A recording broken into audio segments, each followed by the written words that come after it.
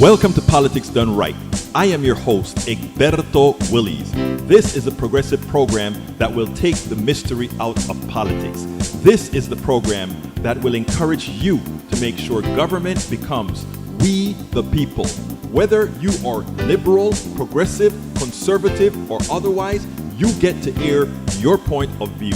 We are an independent media outlet that, unlike mainstream media beholden to corporations, we only owe allegiance to you. Remember, you can also send me a tweet at EGBERTOWILLIES. That is at Egberto Willies. Let us engage. It is Politics Done Right. Well, folks, welcome to one more edition of Politics Done Right. I'm Egberto Willies, your host. Thank you so kindly for being a part of the show. We are going to have a great show for you today, but isn't that what we say all of the times? Well, that's because we intend to always make that a reality. And you know why it becomes a reality? It becomes a reality because guess what, folks?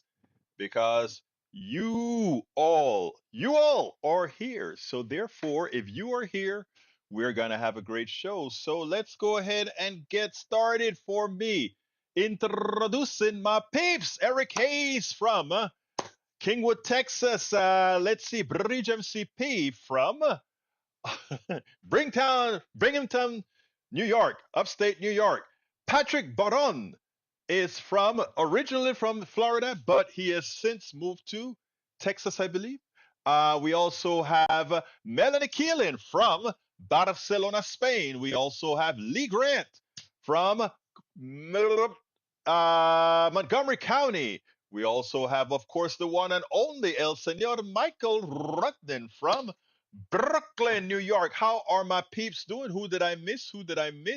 I'm going through the list again to make sure that I didn't miss anybody. I got Patrick Baron. I got Eric Hayes. I got everybody. Yeah, Eric Hayes nails it. Ask Egberto anything this weekend was a male fest. Our women abandoned us. And you know what was the worst part about it? Tom C. in the house from Michigan. Let me tell you what was the hardest part about it, guys. After the show, I think it was the day after. I don't think it was the same day. But Bridge MCP sends me a picture that all but destroyed my manhood. This woman took apart a washing machine and put it all together. You know, it is like, how did you do that? Yeah, I know, Tom. Too much testosterone we had in the Ask Egberto Anything this time around. I hear you, brother. I hear you. Well, maybe you can soften it a bit if you come up with a good limerick. You know, we're limerick deficient right now. Limerick deficient. Limerick deficient. Anyway, let me go ahead and start reading some stuff here. Michael Rudden says, news from the last week that I missed. The Guardian. Alabama condemned for nitrogen gas execution. They intended to torture him. State slow and agonizing execution of Kenneth Smith using an untested method labeled as cruel by experts and advocates. Smith execution by nitrogen hypoxia took about 22 minutes, according to the media witnesses who were led in room by a correctional facility. You know, I want to stop right there. Look, I am against the death penalty. Okay, but they're going to issue the death penalty. I want you guys to think of a gas that kills people all of the times without them knowing, without them having any feelings of anything happening. And you know what that gas is called? CO. Carbon monoxide. CO. I've been hearing this nitrogen thing, and thinking, my God. Yeah, I didn't say this out loud, but it was like, my God, it's almost like they want to torture somebody because, you know, when you're breathing atmospheric pressure, right? At atmospheric pressure, your regular air, about 70 something % of that air that you're breathing is actually nitrogen. That's what our atmosphere at this level is made mostly of. Nitrogen, about 20% or so oxygen, right? So, you know, you would think that the person, given that carbon monoxide has a tendency to knock folks out pretty early on. That it would have been the more humane gas to use if you're going to execute and murder somebody naturally.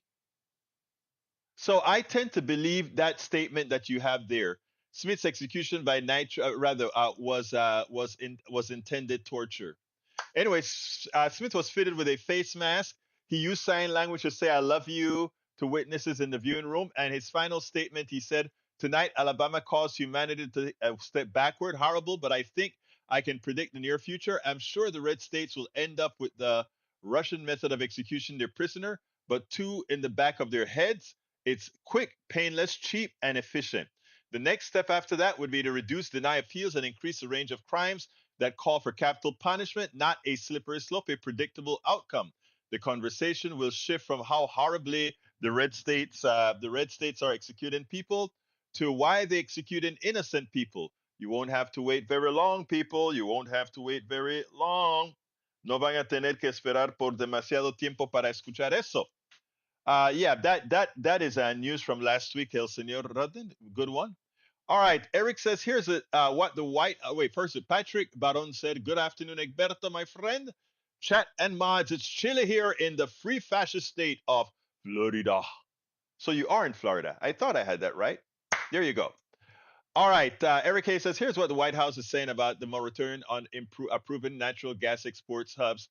Instead, those would-be buyers, whether in Asia or Europe, will likely look to producers in Russia or Qatar, for example, in their scramble to fill the unexpected gap in their forecasted supply.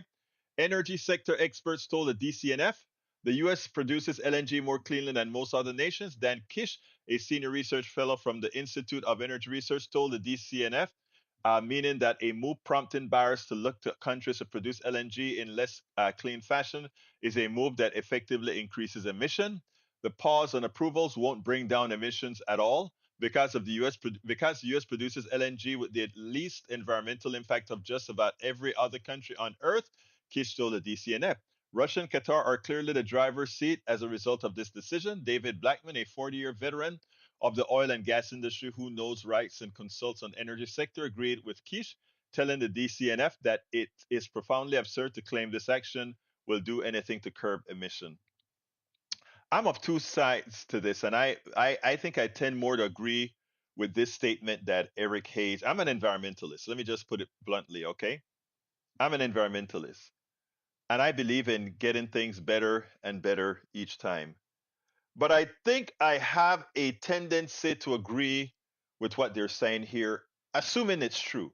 Assuming it is true that of all the countries that produce natural gas in mass, that we're the ones that produce it with the least amount of carbonization to the air. And let me explain. But I can't say this in my environmental circles, of course, because they'll throw me out the room. But the reality is that America not shipping LNG, right? If other countries will ship LNG, and notice what I said, ship LNG, because here's the thing. We have to build an infrastructure. If we're going to go on to massive LNG shipments, it requires a building of an infrastructure. So this is why I say I'm of two minds. If the reason we're saying is temporarily increase the damage to the environment so that we don't build additional infrastructure to deliver the product, I get it. But if this stuff is going to be done for the next foreseeable future for a long time and we do it cleaner, the article actually is right from a mathematical standpoint. And these are complex things that you have to do.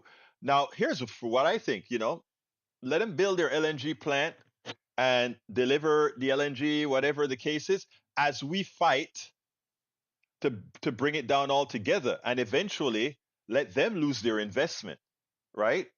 They lose their investment if we make a huge and quick transition. But again, it's a multi-tier approach. But that is not. I mean, we should not discount what Eric just placed there in the feed at all, because you have to think these things through. It's that the same thing applies to nuclear energy, right? Nuclear energy, if you calculate mining for uranium, processing uranium, taking uranium to the plant, store it. You have to figure out what are the cons or above. Does the current amount of CO2, methane, and all these other things from the fossil fuel industry create more damage to a human organism than a nuclear plant in the middle of New Mexico? There are a lot of there are a lot of practical things we have to take into account until we go fully green. And the transition, I think those of us in the environmental movement have to be, let me see how to say this. In the environmental movement, I believe we must be uh, able to tell all Americans, all people of the world, how we get from step one to step two. Remember, we used to burn wood for energy, and that would have gone on until, so that is my point. So, it's pretty complex in how to approach it, etc., etc., etc. Let's see what else we got here. Let's see. Good for him. Controversial podcast host Joe signed a new deal with Spotify for up to $250 million. The show is consistently Spotify's most popular. Yeah, but again, he's not worth the $250 million to talk. Look, um, the truth of the matter is, I could put anybody into his seat, and given that the same kind of opportunity, I guess Binghamton, I got it right. The how should I put this? Anybody who can speak and who is aware of, in my case, aware of world political events. In the case of Rogan, sort of popular culture, every single one of those seats are very, very replaceable. Okay. And there's nothing inherently special about Rogan other than he has branded himself that somebody else can't and hasn't branded before. Now that he holds up for, let's say, $200 million is his right, and I think it's okay for him to do that. I just think, however, for our economic system, we have to find a way to recover, because the only reason they're paying him that $250 million is not that they're somehow taking it out of the pocket of this corporation. They're taken out of the pockets of the millions of people of which they transmit that signal to. And let me tell you who's not paid.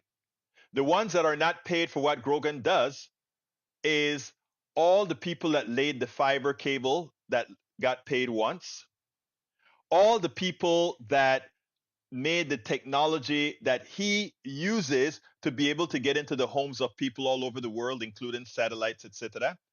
They weren't they Absent those guys, there is no Joe Rogan. But our economic system does not reward those who created the platforms that allow a Joe Rogan to exist. And I'll cover that in one of the videos that I believe it or not, one of the videos that I have is actually going to cover something similar to that. Okay. All right. Let's see what else we have here.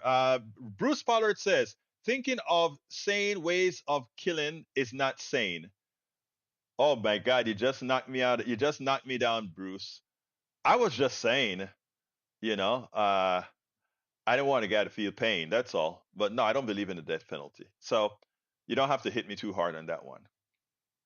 All right, let's continue reading what we got here. Yvette Avery Herod is in the house. How you doing, beautiful? Great to see you here. Patrick Badon says math is always right. And, Patrick is absolutely right. Bruce says the best approach is conservation as much as possible and using renewable energy where practical. Agreed.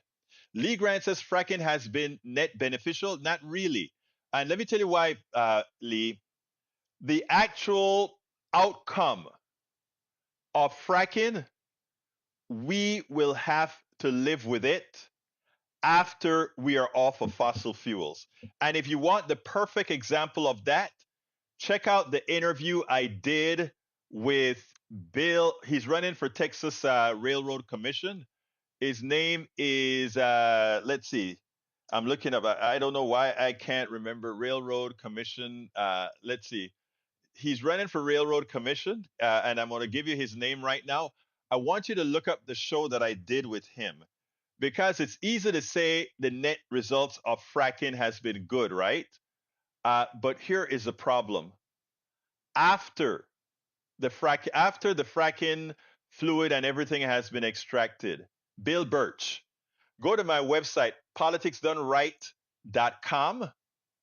Go to my website, politicsdoneright.com, and look for Bill Birch and listen to that interview because he's an oil man, but he also understands what's being done.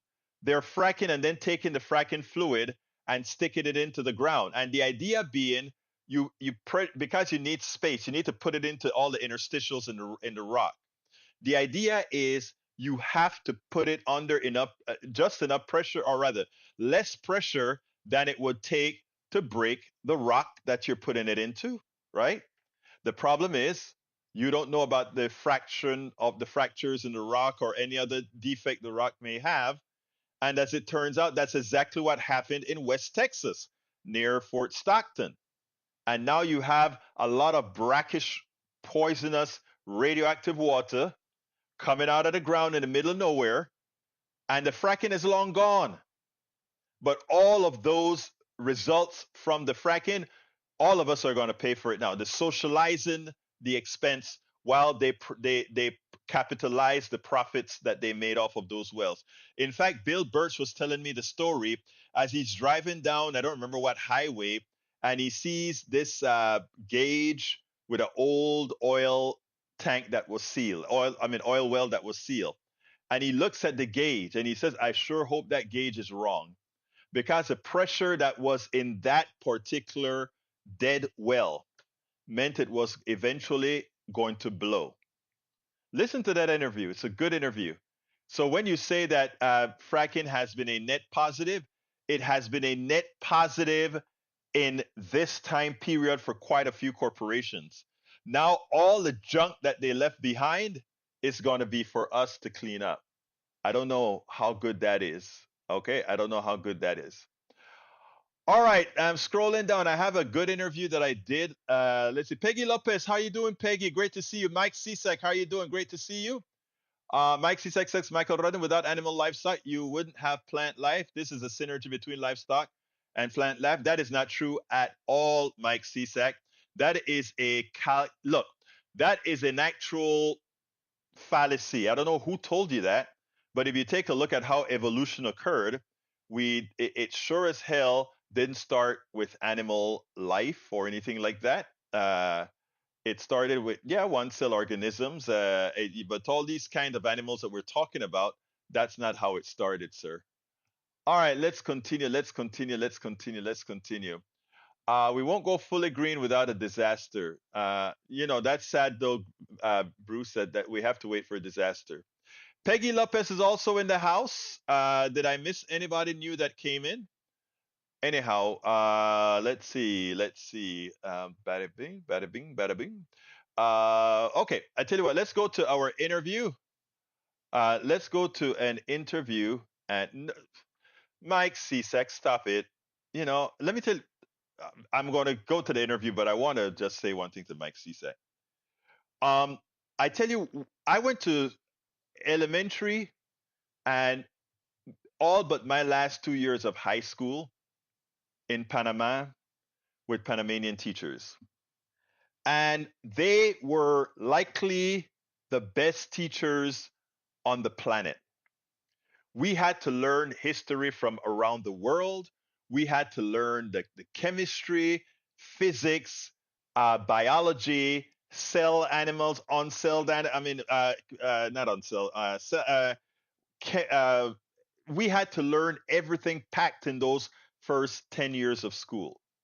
We learned so much that when we went to the school in Cocosolo, which was the American school that they didn't want Panamanians to go into because we spoke funny. Code word, we were melanated. This is the Americans in the American government in the Canal Zone in Panama. We wanted to get those schools integrated. And when we went to those schools, I just want to let you know, the melanated kids from Arco Iris who went to go to these schools, we were like going to a party for 2 years because everything that they were doing, we had already learned. Not only already learned, but we were good at it. We were so good at it that the first, I think either 12 or 14 positions of my senior year went to the class that came from Panama, the ones that came from Arcoiris. And that was just because of the level of teaching. In other words, we weren't teaching just for America. We were teaching, in school in Panama, we learned the world, and not only the world, but all the sciences. So I think before you make statements like that, figure out who you're talking to and how it came about. Anyway, let's go ahead and go to this interview that I did with my brother, Mustafaa Carroll. Mustafaa Carroll, former head of CAIR, but I know he got reabsorbed into it again. So first of all, tell us a little bit about you, Mustafaa. Okay, a little bit about me. Born and raised in Gary, Indiana. Come from a family of 4 boys. My father was a steel worker. My mother was a nurse. Left Gary after high school, attended Indiana University where I did my undergraduate work in biology and psychology. Met my wife there. Got married in Indiana over 40 years ago. Had 2 kids in Indiana. Then we moved to Texas where I was working in healthcare. I was at Gulf Coast Regional Blood Center. I was a director of apheresis on mobiles. Got recruited to work in Dallas. Worked in Dallas for like 17 years. And then got recruited to come back to Houston. And that's when you probably saw me. That's when I met you. And ironically, we always talk about 6 degrees of separation. It turns out that the woman that you're married to is from the same country of my origin, Panama. It's amazing. Sabroso. There you go. But I love it too. I know, and you love all the good food. Lucky you. And best food. Yes, but here, look, you are the former head of CAIR in Houston. Yeah, what is CAIR? CAIR is the largest Muslim civil rights organization in the country. We protect civil rights for Muslims. We're advocates. We not only engage with Muslims, but we actually, this event here reminds me that we did a lot of immigration work, a lot of social justice, a lot of criminal justice reform. We've been involved in almost every aspect of social justice you can think about. But we're primarily, our goal is to serve as a civil rights advocate for Muslims. And we help them, and we want people to understand the Muslim community. So we help to bridge understanding between communities and with communities. Now, you moved to Dallas a few years ago, right? And you claimed that you were going to be a retired person. Yep. Turns out it's not quite that way. What has happened? I moved to Dallas, and people said, "Well, are you going to work with CAIR?" And I said, "No, I'm retired." The very next day, they asked me to be a consultant, which was lightweight. It wasn't too big. And so I did that for maybe a year. And just recently, in November 1st, I got commandeered to help them. The former executive director there left, and they asked me to help them reboot CAIR DFW. So I'm back with CAIR. It's like being in the mafia. Well, I tell you, they keep dragging me in. Yeah, Al Pacino, right? Yep. Yeah, yep. But anyway, the reason I wanted to talk to you is what's occurring right now in the Middle East, specifically Israel and Gaza. And before we get into it, I want to make a subject to the people that are listening. Being anti what's going on has nothing to do with anti-Semitism, and you should not allow anybody to shut you up when you're attempting to just talk humanity. Yes. Let's remember that. Anyway, I want to hear what your thoughts are on what's occurring in Israel right now. Absolutely. Well, most of the people here, the way it's been framed forever, and it didn't just start October 7th, but the frame is that Israel has the right to defend itself. That's not arguable. Anybody can say that. But unless you understand the history of what's happened in Palestine for the last 75 years, it's been to oust the Palestinians from their homes. You have a lot of human rights abuses that have been going on way before October 7th. And then October 7th, and Hamas attacked Israel, and Israel's response has been well over the top. I mean, it's not even an appropriate response, and people don't know that it is an occupier, one of the worst occupations that we've seen in modern history.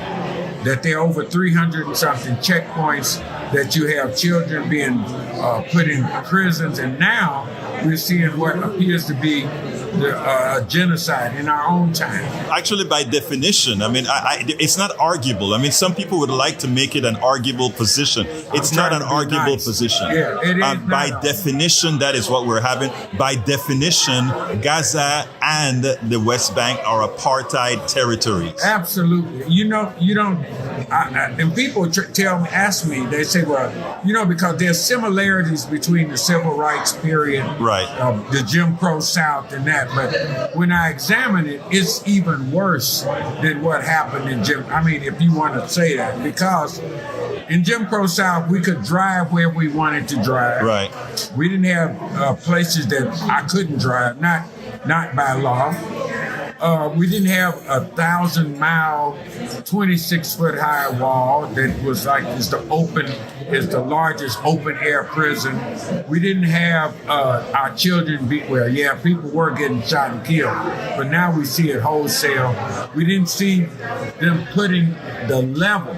It's the level of things that we're seeing now in Gaza is just... Well, our laws had the semblance of equality. The laws did, if it weren't for the people, but the laws had a semblance. It wasn't real. Not great, but it had a semblance. It's a semblance of it. No, now, there's not even a equality. semblance. There's no equality. They can't vote. They're second class or third class citizens at best. And I don't know why people are confused when they understand what's going on. Well, I mean, and that's where CAIR and a lot of other organizations should come in my humble opinion, in that most people are good people. Most Americans are good people. The problem is most people are also ignorant. Absolutely. They don't understand the genesis of places. They don't understand the genesis of conflicts. Absolutely. What should we do? Because like I said, one of the things that I tell people now more, and it's necessary, is do not allow anybody, any identity to co-opt a word. Yes. What happened in Germany was a genocide. It was a Holocaust. It was horrendous. Absolutely. And there's no doubt that, but what the current Israeli government and previous Israeli governments are doing in Gaza and the West Bank and in Israel proper is outrageous. And what is worse about it, one of the things that really hits home for me and has for a long time is we're giving $3.8 billion a year to a country that doesn't need that support. We're giving them all the state-of-the-art weapons. So most of the common folks, when they hear that the way that it's been framed, they think that this is a war of equals. So right. It's not even a war. It's a rout. Right. It's not a war. You got one group got homemade rockets and made up pipes and stuff like that, and the other group has everything that we have. 2,000-pound bombs. 2,000-pound bomb. More bombs being dropped in Gaza now than what was dropped any other place for over a period of years. We're dropping on a place the size of New Jersey.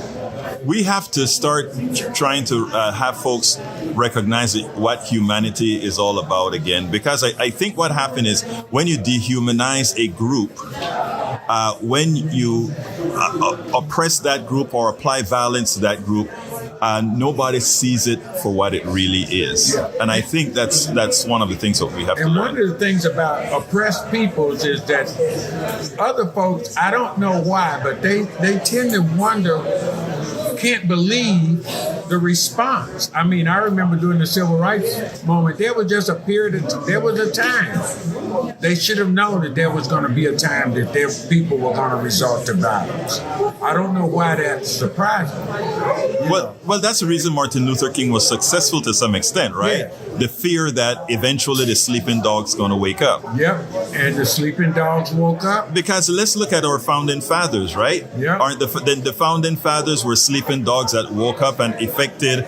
Well, in today's world, wouldn't the founding fathers be called terrorists? Yep, they would be called terrorists, and they were called all kinds of things back then. But they would definitely be called terrorists. They would be called insurrectionists because they went against the current government, right? And you remember they had famous sayings like "Give me liberty" or "Give me or death." "Give me death," yeah. And the Boston Tea Party, right, was to protest no taxation without representation. All those things now, historically, people look at and say, "Oh my God, that was so heroic." But it wasn't heroic to the British. Right. It was an insurrection to the British. It was going against the government. You know, those things that we look at now in a different way. So let me ask you, what should we, Mustafaa, be doing? First of all, to educate the people in America to the truth, not the narrative, to the truth. And why this is also a danger for us. You know, we look at it as, well, we are bigger, we are more powerful, but this is actually a danger to every single American citizen, what we are allowing to occur in Gaza and the West Bank. I was on a program back in the end of November called Beyond Gaza, meaning what are we going to do next? What's going to happen after this? And for our country, look, we are no longer, we have no longer, and I told them, they asked me, what about our moral compass? I said, we don't have one. We don't have a moral compass. We're losing our standing in the world. People are seeing this, and this is emboldening other groups to do what we're doing. We're leaders in the world. So when they see that the most powerful country in the world has no moral compass, then what does that say to the rest of the world? That means that whatever they do, the thing that we were upset about the Russians invading Ukraine, at the very same time that we said that, this thing with Gaza has been going on for centuries, for decades.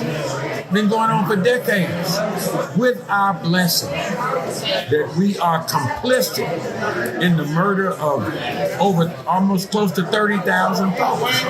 Wantonly, we are complicit. We can no longer say that we are the democratic, the moral leader of the world. We're not. We haven't been for a good while. And so what we have to do as a community, and this is a long distance race, this is not a sprint. What we have to do is consistently educate people as to what is really happening, despite the fact that you're going to be called anti-Semitic, that you're going to be called enemies of the state of Israel, and all this other garbage that we hear. That we're not enemies.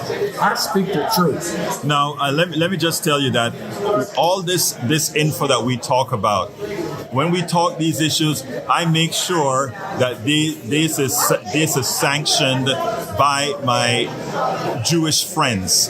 Right. I have a lot of Jewish friends that I pass a lot of my wordiology by to ensure that we are in fact saying things correctly.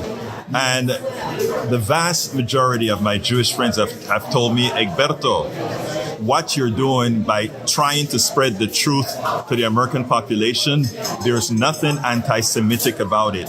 We cannot allow others to make one believe that speaking up against a right-wing, evil Israeli government is somehow anti-Semitic. It is not. Absolutely. And the narrative now is that they've conflated it. Right. They've conflated anti-Semitism to be anybody who speaks against the state of Israel. Right. And Jewish Voice of Peace was outlawed, and several other Jewish organizations internally, their own people. Right. And let me say this: there are lots and lots of Jewish folks who disagree with what's going on. It's actually a plurality. A large majority. Yeah. I don't know if it's a majority, but it's a large group Right. of Jewish folks who disagree with what's going on humanitarian basis. It is amazing. There are many coming out and said, "Oh my God, we were indoctrinated." Yes, that's what they've said. They've said that their leaders have indoctrinated them. Absolutely. And no more. They're the biggest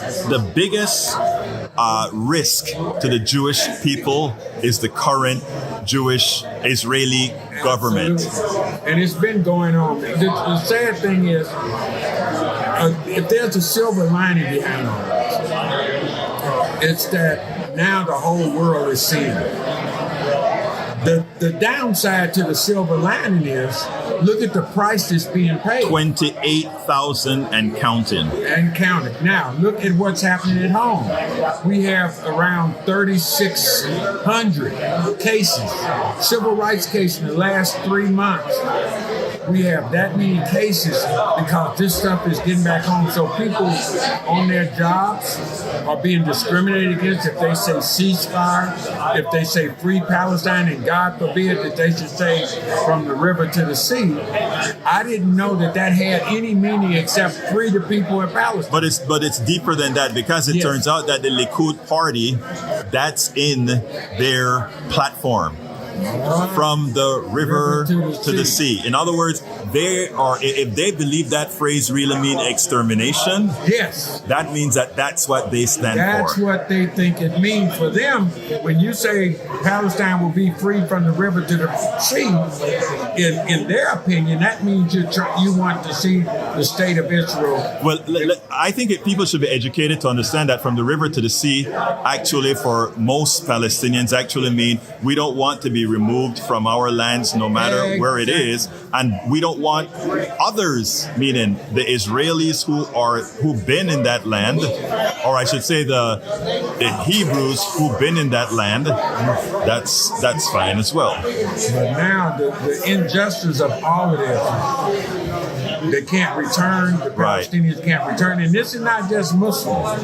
This is some of the earlier opponents of the state of Israel were Palestinian Christians. Right. And those folks cannot return. They're having their homes demolished.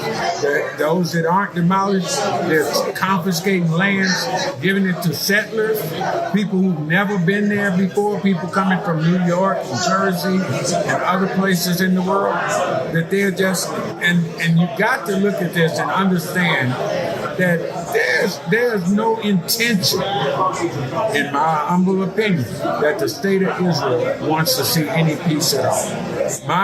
What I see happening is this is the biggest land grab in modern history. And as I was telling people before, there's absolutely nothing that they're doing in the state of Israel that we didn't do here first. Exactly. If you look at our pedigree, what happened in this country, we tried to annihilate all the indigenous people. We took the land, we murdered them, we marched them from Alabama to Oklahoma. The Trail of Tears. Again, when you talk about moral compass, you said we're losing our moral compass. The question is, when did we have a moral compass? We can say we have a moral compass. The moral compass are the individual people in America who have always tried to do good. That's it. The plutocracy in this country has never had a moral compass, and the government was always an ear to a frame of the plutocracy. Absolutely. So anyway, we got to close out here. So give me a quick closer. Give you a quick. I am begging folks to learn as much as you can on both sides of this issue, especially on the Palestinian side, because it hasn't been talked about. in the public square.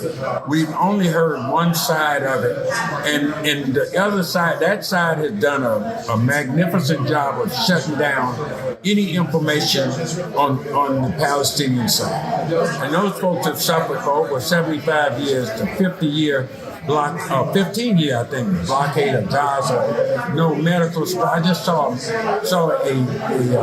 documentary showing the challenges that they have to go through medically. Before October 7th, they had no power, no water, all these things are happening, and now it's what I call white supremacy on steroids. It's white supremacy on steroids. Everything that's happening there has happened here, but now it's happening on steroids there. And we have to pray for everyone. Mustafaa Carroll, thank you so kindly for your frank conversation. I love Mustafaa. We go back a long time. He was, I've interviewed him before when we had our old KPFT store. He was the executive director of CAIR, very important civil rights organization for Muslims. And again, another frank discussion that we had there. Another very frank discussion. Good talk, Egberto says E2247. Michael Rodden says, pardon, found an alternative link. Actually, I got the link up for you, the one that shows the amount of greenhouse gases to raise cows. Actually, if you want to be honest about it, raising cows generate more, what is it? Their damage to the environment, to the atmosphere, is actually larger than cars. But again, we're not going to go there, because you go there and people are going to say you want to stop them from eating their steak. Don't want to do that. All right. There are other ways around what we want to do. All right, let's see. Chuck Panaccio, great interview with Mustafaa Carroll, brother Ida. Hey, Chuck, how you been, man? Haven't seen you in a long time, my brother. I trust that you're back in Pittsburgh. I think you were on the West Coast and you moved back to the East Coast. Let me know. Let me know. All right. Paravet. Paul Fleming says the president alone cannot fix broken immigration laws without Congress. Blaming President Biden or Secretary of Mayorkas or anyone else for this simple strategy, it's wrong. That is true. Egberto, that's not the same image on the screen. This one might be harsh, though. Check out before putting up. Are you trying to get me in trouble, dude? Oh yeah, no, I'm not putting that one up. Hey, you crazy? You want what do you want Facebook and YouTube to do to me, dude? Come on, man. Hey, Washington D.C. Great. We got to talk Medicare, healthcare for all. Chuck, let's see what else I got here. If I'm missing anything from anybody. Okay, Bruce says that what's her name is on my site. I think he probably mean he put a blog up there or something maybe. Breaking news: Taylor Swift makes Egberto's website. You know I like Taylor Swift now. You know I like Taylor Swift. Some people think her music is too cheesy. There's just some. I mean, I don't go and follow her songs, but every now and then she comes up in my feed, and I actually like her songs. I like her tonality. I like her. You know, she comes across like a little innocent 30-something-year-old. I like it. You know. Let's see what else we got here. Para ver. All right. I tell you what, I'm going to play another video for you. I want you to yeah, she's a self-made billionaire, but again, she follows the same thing that I had to say for Grogan, right? I am happy that these are popular people and they're good. I mean, and by the way, they would hate me for saying this. God, they love the way they make money, and they're doing nothing wrong. They're following the rules of our economic system. But the rules of our economic system allow a few to accumulate, with those who actually allow for said accumulation, no compensation. So actually, I was going to play. Let me play the billionaire. I'm going to play both of them right after the other, because I only have the time to play them one after the other. So I'm not going to stop in between. Let's go ahead and get started. First, we're going to talk about the billionaires, and then we'll talk about, well, just go ahead and do it. Let me just shut up. Let me go ahead and do it. Let's go to Brad. Come on in, Brad. How you doing? Hey, Berto. Hey, you're Tuesday. I'll talk about the bail, but first, you're saying that the CEOs of corporations really shouldn't make all that much money, or what were you saying? It's a theft. And if you want to go into details, I can detail that for you. Oh, well, let me ask you this. You had a guy who started his computer company, did very well. He got kicked out pretty much. The company got ran almost into the ground. And then Steve Jobs comes back and makes the company better than ever. You're telling me that he shouldn't have been making as much money as he did? Absolutely not. Absolutely not. Steve Jobs didn't do it. Let me tell you something, okay? And this is a fallacy that he didn't do it. When he was there, it was good. When he was gone, it was bad. Brad, you misunderstand what I'm saying, okay? You misunderstand what I'm saying. I am saying absolutely nobody. And let me just say one thing real quickly, Brad. You see the passion that you just showed for that rich guy, that you are ready to go down my throat for saying something that says this guy doesn't deserve the billions that he have. That kind of a mentality is what destroys economies. It's what's destroying our economy. And let me explain why. Not because the person that came after Steve Jobs was kicked out of the corporation went under.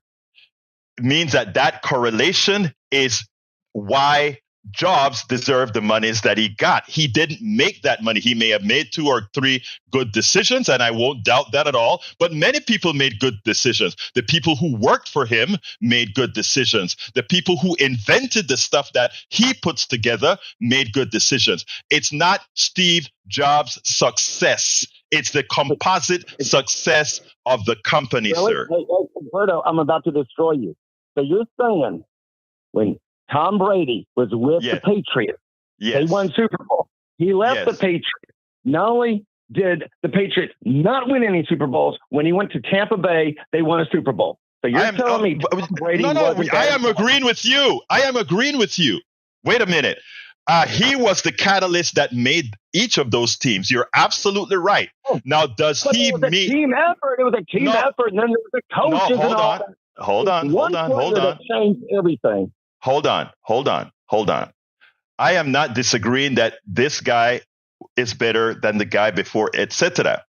That he is better doesn't say he deserves all the compensation, because absent the person blocking for him, his skills could not be realized.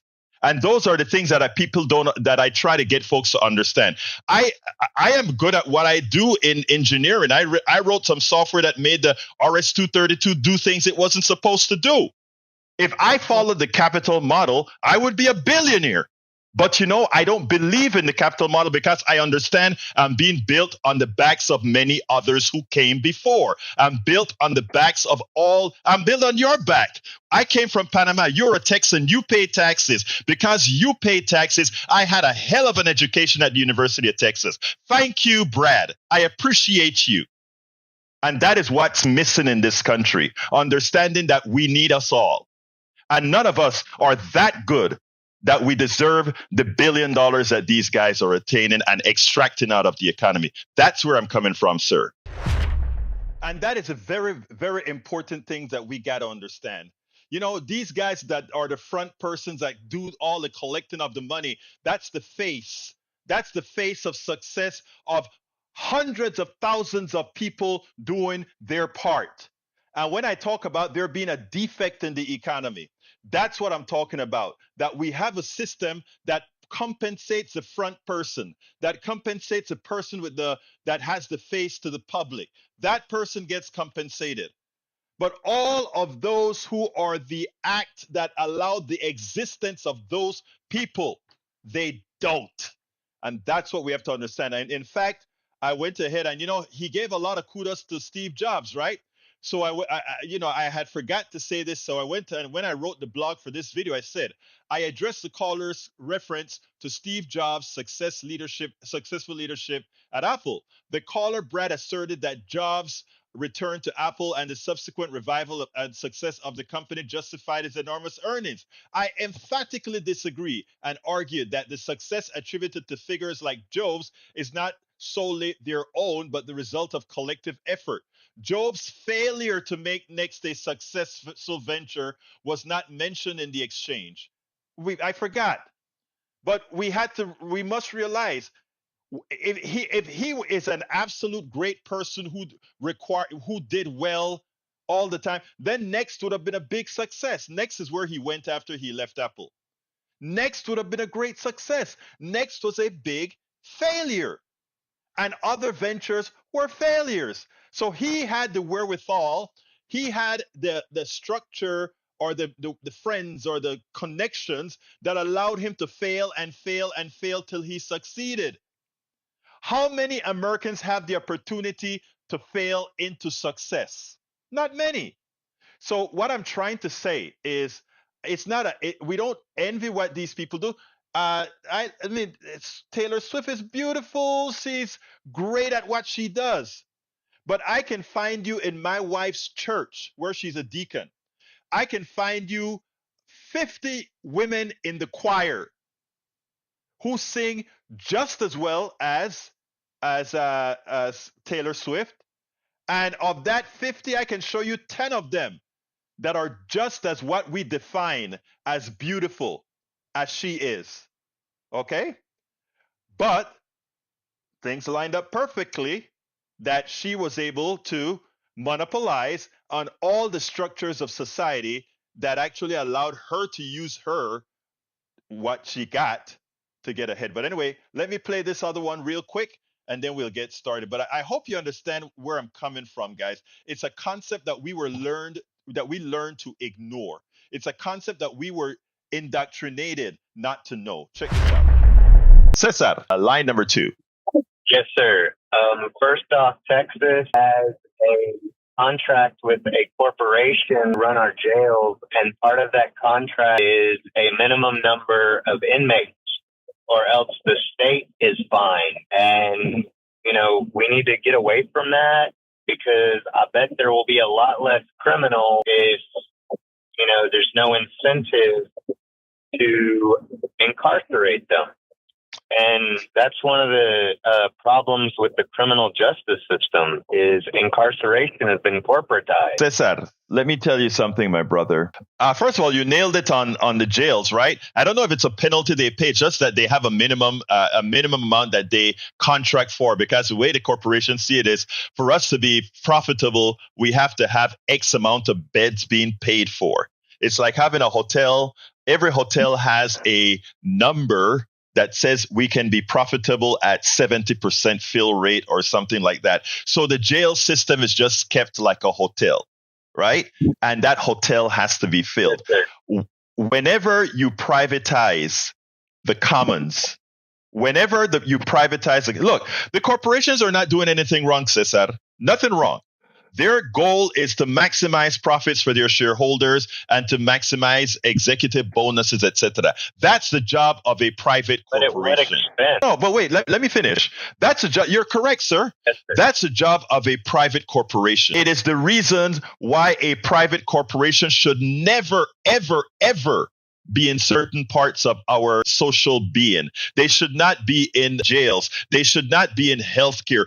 Things where we should only be dependent on what needs occur and not generating a need. For a corporation who is in the jail system to be profitable, they have to generate a need. And when that need goes down, meaning if the crime rate goes down, they are out of business. So what do? They need criminals. In the healthcare system, it depends on sick people. Do we want to be able for people to be less sick? No, we need sick people to make a profit. Therefore, the private sector model doesn't work in healthcare. It doesn't work in jails. But they won't tell you that, and they don't want you to think about these things logically. Why?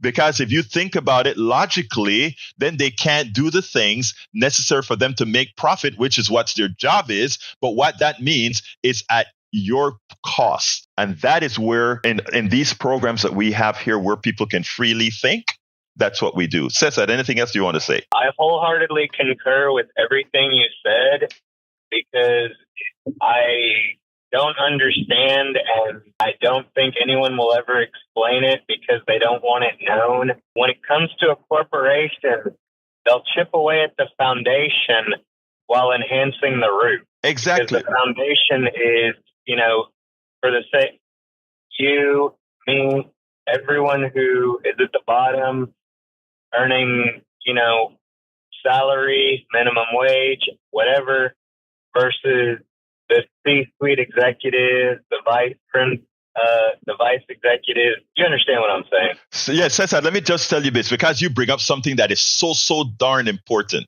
that I need to address. You said, why are they going against what actually is the one doing the work? That is because, remember I mentioned the Powell memo? Look it up when you get a chance. You can go to my website, egbertowillis.com, if you want to learn about the Powell memo, etc. But here's the interesting thing, right? We were indoctrinated into thinking some very silly things, like the reason we need profit is because people are inherently greedy. So therefore, if we take away certain levels of profits from corporations, that somehow we won't get innovation. But you just gave the answer to that, Cesar. And here's the answer you gave. Wait a minute. The engineer doesn't get all these bonuses, etc. He gets a salary. The secretary doesn't get all these bonuses, etc. I'm talking in the aggregate here. They get a salary. So the people who actually innovate, they aren't the ones benefiting from those big profits. They aren't the ones that get the bonuses and the dividends. That tells you that innovation doesn't require the excessive profits that is received by the executives who do very little, or the shareholders who are passive users of said income. You nailed it. And that is what we have to deprogram from people's minds, that these guys are job creators. No. Cesar, do you have a job? You are the job creator. Yes, sir. You see what I'm saying? Yes, sir. All right. You have a great day, my brother. All right. Let's go to Johnny. Come on. All right, and that is what's important for us to really think. By the way, Breach, I don't have anything against Taylor Swift. Taylor Swift is playing the game exactly as it was designed. What I said is that our economic system has a flaw. I mean, Taylor Swift is a wonderful person. I want her to go out there and reach the masses and get them to vote and make them happy. I want all of that. All I'm saying, all I'm saying is our economic system allows her uh, that platform to do that and make that kind of money on that platform. So hey, fine.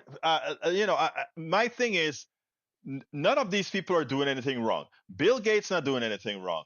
Uh, uh, uh, Elon Musk, none of these guys are doing anything wrong. They are playing the game as it was designed from the founding of this country. And all I'm saying is that the game was rigged in such a manner that most of us can't get paid for what we contributed or are worth. Again, like I brought out, all when you go to a Taylor Swift concert or a Beyonce concert or any concert from these guys, the elaborateness and all these pyrotechnics and all the engineering that goes into this. Oh, no. I again, Bridge, I get it. I swear to you, she's a great person. I am not saying that at all. But you know, and I want to say it this way, but I don't mean it this way for Taylor, but I mean it for the average billionaire, not Taylor or other good billionaires, right? But if I pick your pocket and give you back some, wow, it looks good, right? That is like the guy who gave 400 fully paid scholarship to some doctors in I don't remember what university, right?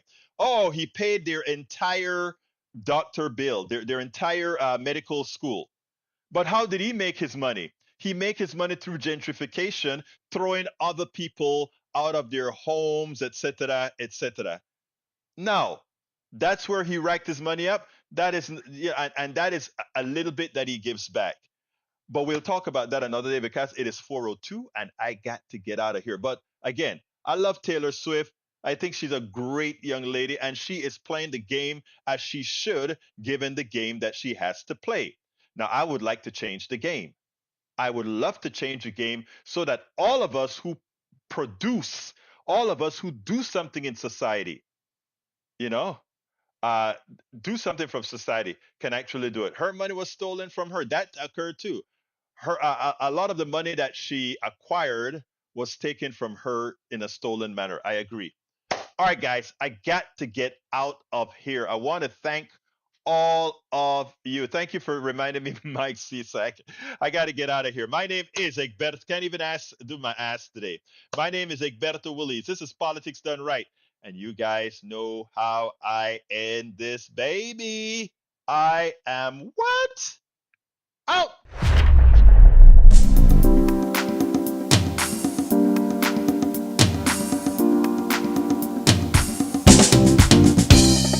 Welcome to Politics Done Right. I am your host, Egberto Willies. This is a progressive program that will take the mystery out of politics. This is the program that will encourage you to make sure government becomes we the people.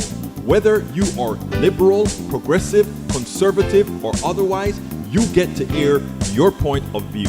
We are an independent media outlet that, unlike mainstream media beholden to corporations, we only owe allegiance to you. Remember, you can also send me a tweet at EGBERTOWILLIES. That is at Egberto Willies. Let us engage. It is Politics Done Right.